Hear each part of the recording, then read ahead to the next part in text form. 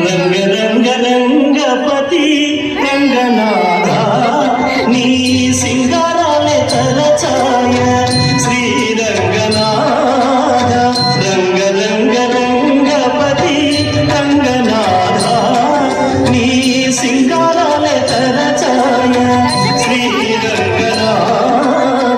ఏమయ్యో ఇలారా? ఏంటయ్యా ఈ విడ్డూరం? వాళ్ళేమో గుడిలో పూజలు చేస్తున్నారు, మరి మీరేమో గుడి బయట ఉండిపోయారు. మీరు లోపలికి వెళ్ళకూడదా ఏంటి? తప్పు తప్పు, నేను మాంసం తిన్నాను. నేను మద్యం సేవించాను. అయితే ఏంటయ్యా, మద్యం తాగి మాంసం తింటే గుడి లోపలికి వెళ్ళకూడదా? శ్రీ రామనాథ స్వామి పూజలో చాలా నిష్ఠగా, శుచి, శుభ్రత, మడి, ఆచారం, సాంప్రదాయాలు అని చాలా నియమాలు పాటించాలి. మేము అవన్నీ చేయలేదనే ఇక్కడే ఉండిపోయాం. ఓహో, అయితే మీకు మీరే ఏర్పరచుకున్నారు స్వీయ నియంత్రణ అన్నమాట. అయినా వెళితే ఏమవుతుంది? ఏమో అవన్నీ మాకు తెలీదు. మా దాంట్లో కొన్ని హద్దులు, కట్టుబాటులు ఉన్నాయి, వాటిని మేము దాటలేము. మా పూజలు అయితే ఇలా ఉంటాయి. రండి మా దేవుని చూదురు.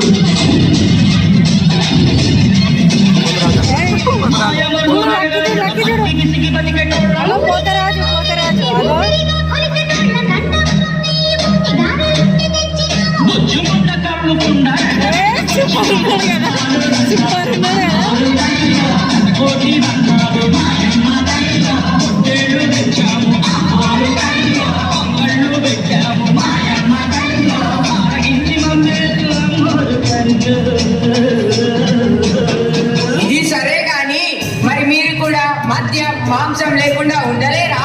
అయ్యా, మేము కృషిని నమ్ముకొని బతికే వాళ్ళం.